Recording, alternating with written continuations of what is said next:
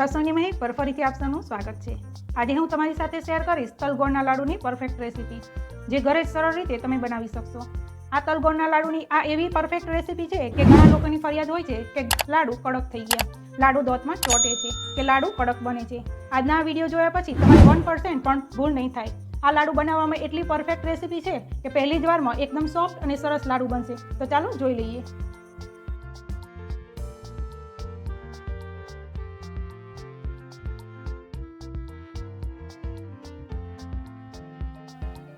ચાલો ફ્રેન્ડ્સ, આપણે super healthy અને સુપર ટેસ્ટી એકદમ ઓછામાં ઓછા સામગ્રીમાંથી તલગોળના લાડુ બનાવવાની શરૂઆત કરીએ। તો તેમાં કઈ કઈ સામગ્રી લીધેલી છે તે આપણે જોઈ લઈએ। તો આપણે 200 ગ્રામ તલ લીધેલા છે, જે સફેદ તલ આવે તે લીધેલા છે। 200 ગ્રામ તલ લીધેલા છે, તેની સામે આપણે કોલ્હાપુરી ગોળ 200 ગ્રામ લીધેલો છે। આપણે બદામી આ રીતે કટ કરીને લીધેલી છે। થોડો ઇલાયચી પાવડર લીધેલો છે, સૂંઠનો પાવડર લીધેલો છે। સૂંઠનો પાવડર ઓપ્શનલ છે, મને સૂંઠનો ટેસ્ટ ગમે છે તો મેં લીધેલો છે। ઘી લઈશું 2 ચમચી અને બેકિંગ સોડા થોડો લઈશું। તો ચાલો આપણે લાડુ બનાવવાની શરૂઆત કરીએ। તો ચાલો તેના માટે આપણે ગેસ ચાલુ કરી દીધેલો છે। ગેસની ફ્લેમ એકદમ સ્લો રાખીશું અને આપણે કઢાઈ લઈ લીધેલી છે। હવે તેમાં આપણે તલ ઉમેરીશું। તલને આપણે શેકી લઈએ એકદમ સ્લો ફ્લેમ ઉપર।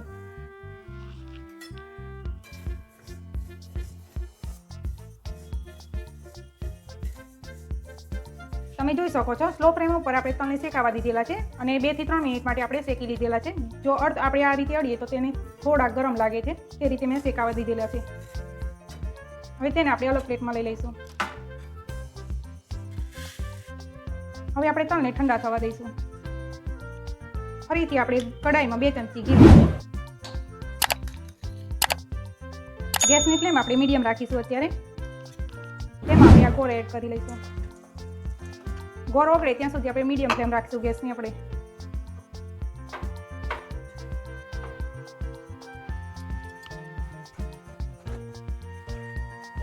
તમે જોઈ શકો છો ગોળ આપણો ઓગળી ગયો છે, તો ગેસની ફ્લેમ એકદમ સ્લો કરી દઈશું અને આ રીતે આપણે હલાવતા જઈશું।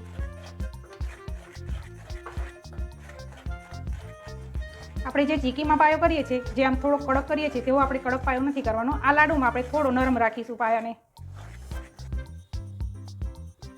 ગોળમાં આપણે થોડા બબલ્સ આવવાના ચાલુ થઈ ગયા છે, તો આપણે ગોળના પાયાને ચેક કરી લઈએ। તો તેના માટે મેં એક વાડકીમાં થોડું પાણી લઈ લીધેલું છે, તેમાં આપણે ગોળના થોડા ટીપા એડ કરશું। થોડી વાર માટે આપણે રહેવા દઈશું તેને।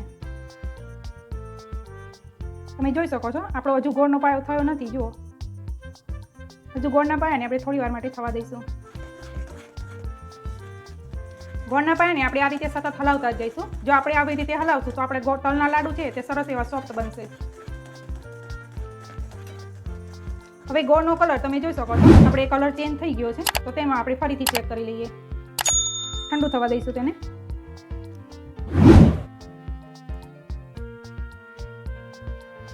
તમે જોઈ શકો છો આપણે આ રીતે ગોળનો પાયો થવો જોઈએ, બહુ કડક પણ નહીં અને બહુ નરમ પણ નહીં, આ રીતે આપણે પાયો થવો જોઈએ।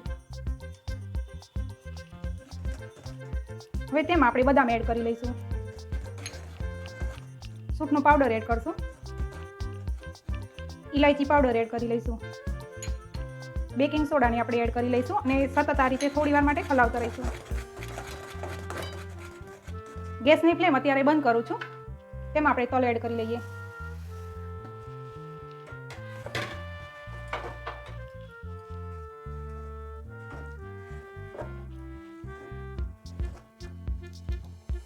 હવે ગોળ અને તલ બંને મિક્સ થઈ ગયું છે, તો ફરીથી આપણે ગેસને ચાલુ કરી દઈશું અને એકદમ સ્લો ફ્લેમ ઉપર આપણે અડધી મિનિટ માટે થવા દઈશું। ત્યાં સુધી આપણે સાઈડમાં આપણે થાળી ઉપર આ રીતે ઘી લગાવીને રાખી દઈશું।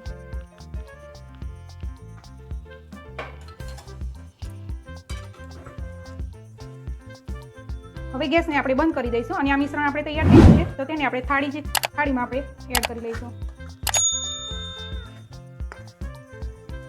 આ મિશ્રણને આપણે થોડી વાર માટે ઠંડુ થવા દઈશું। હવે આ મિશ્રણમાંથી આપણે થોડું આપણે આ રીતે મિશ્રણ લેતા જઈશું અને સાઈડમાં મૂકતા જઈશું, જેથી આપણા લાડુ વાળવા માટે સરળતા રહે।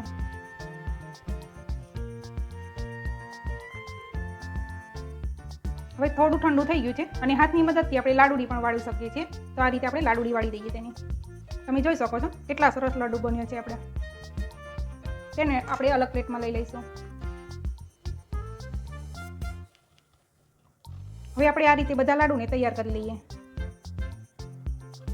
તો મિત્રો આપણે તલગોળના લાડુને એક સરખો શેપ આપીને સર્વિંગ પ્લેટમાં લઈ લીધેલા છે. તો જોઈ લો મિત્રો, એકદમ સોફ્ટ અને પોચા આવા તલગોળના લાડુ, જે ક્યારેય પણ કડક અને કોરા કોરા નહીં લાગે અને દાંતમાં ચોંટશે પણ નહીં. તો તમે જરૂરથી ટ્રાય કરજો.